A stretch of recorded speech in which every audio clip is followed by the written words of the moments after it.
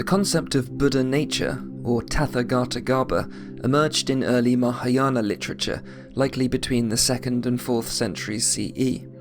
This is around the same period in which Nagarjuna's Madhyamaka thought was forming, and before the rise of the Yogacara school.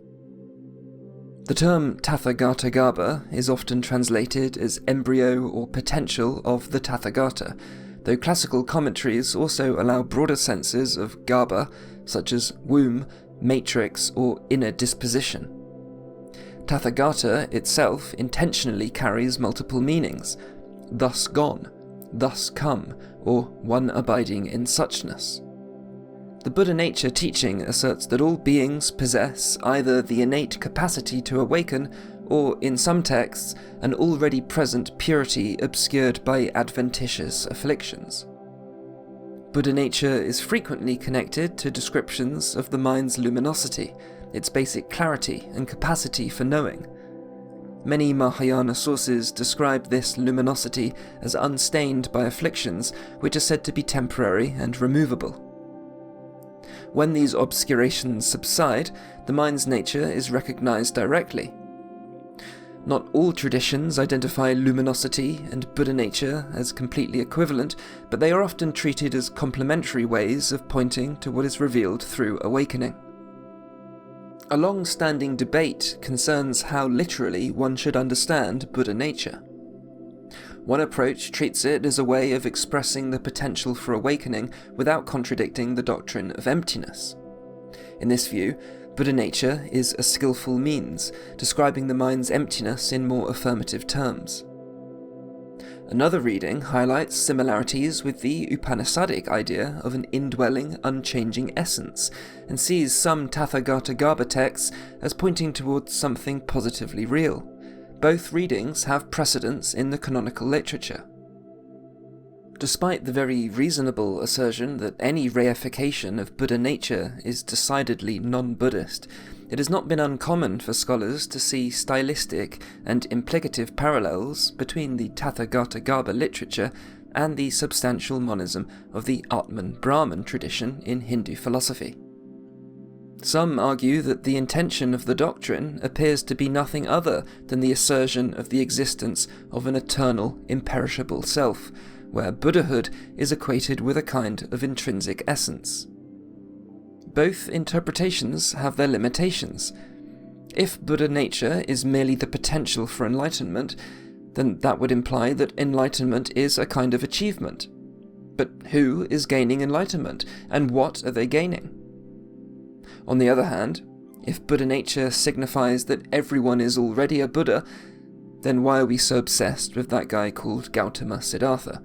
And what is even the point in the spiritual path, which has surely benefited countless thousands of individuals throughout history? The cornerstone of the Madhyamaka school of Buddhism, and really the whole of Mahayana by extension, is the concept of emptiness, or sunyata.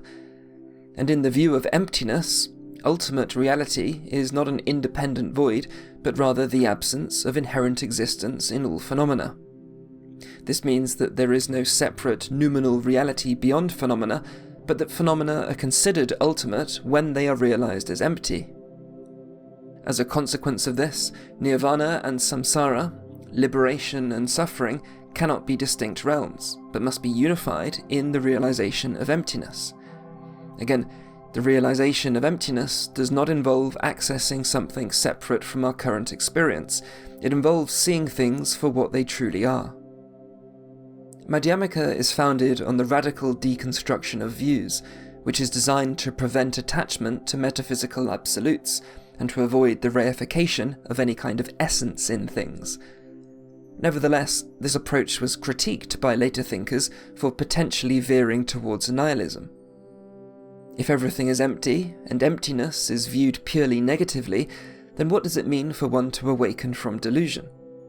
That is, surely the ultimate truth is more than merely the absence of delusion. Surely it is the presence of wisdom.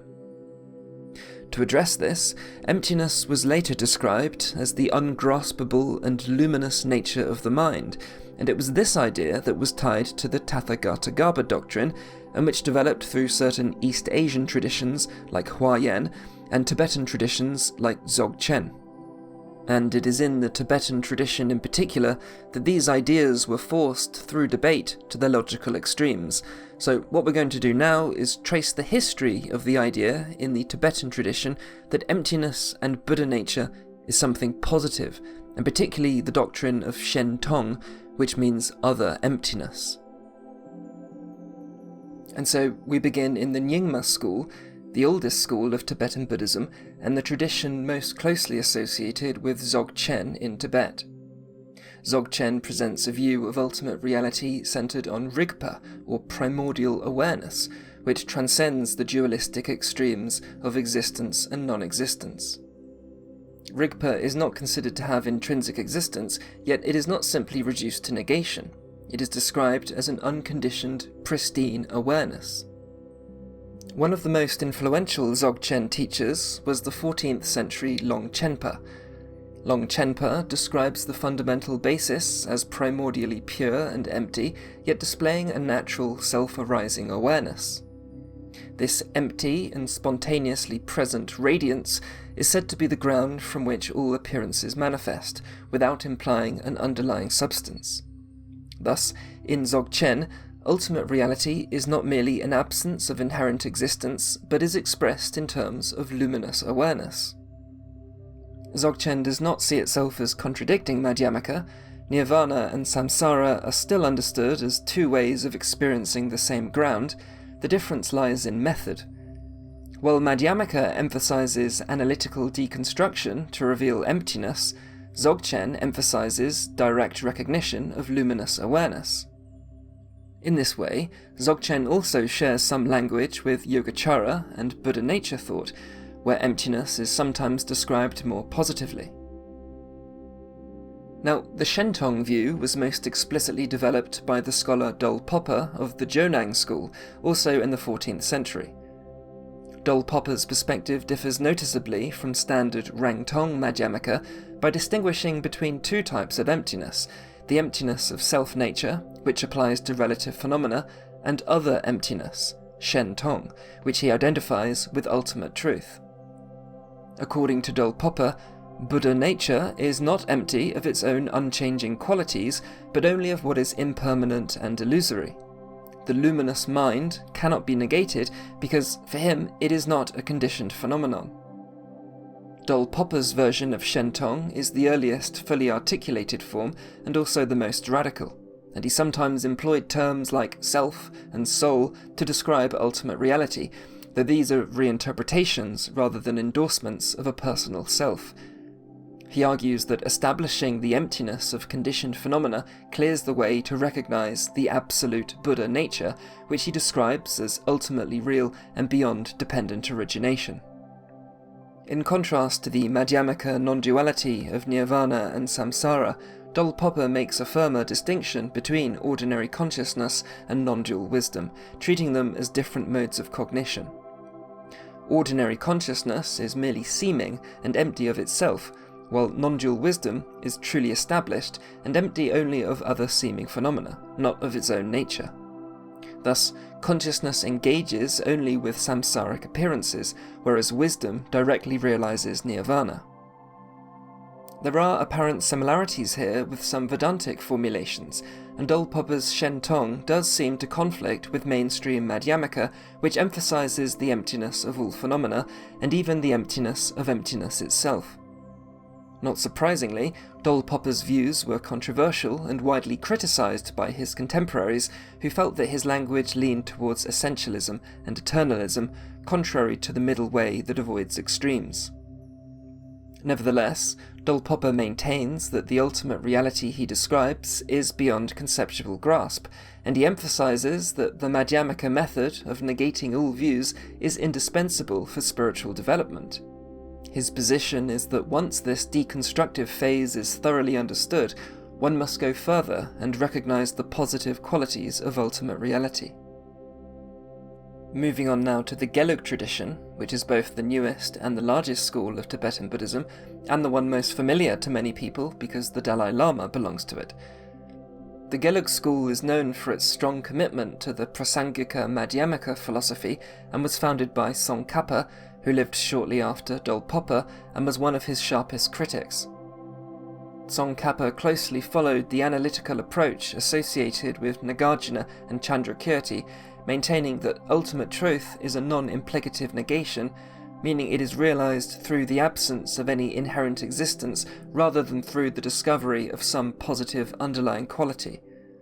For Tsongkhapa, the ultimate truth is simply the emptiness of inherent existence in all phenomena, including emptiness itself. There is no underlying essence that defines ultimate reality, and the distinction between nirvana and samsara is ultimately a matter of realization or non-realization of emptiness.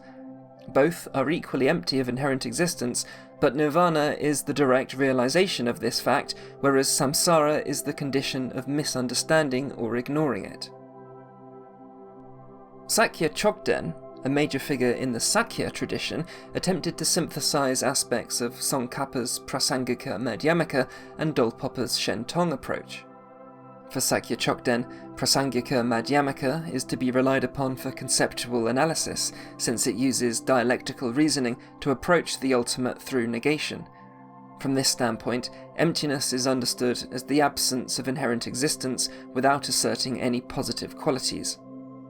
However, in direct meditative equipoise, Shentong-like descriptions become more appropriate. When dualistic thought subsides, the ultimate is encountered as luminous, self-aware, and free from conceptual elaboration.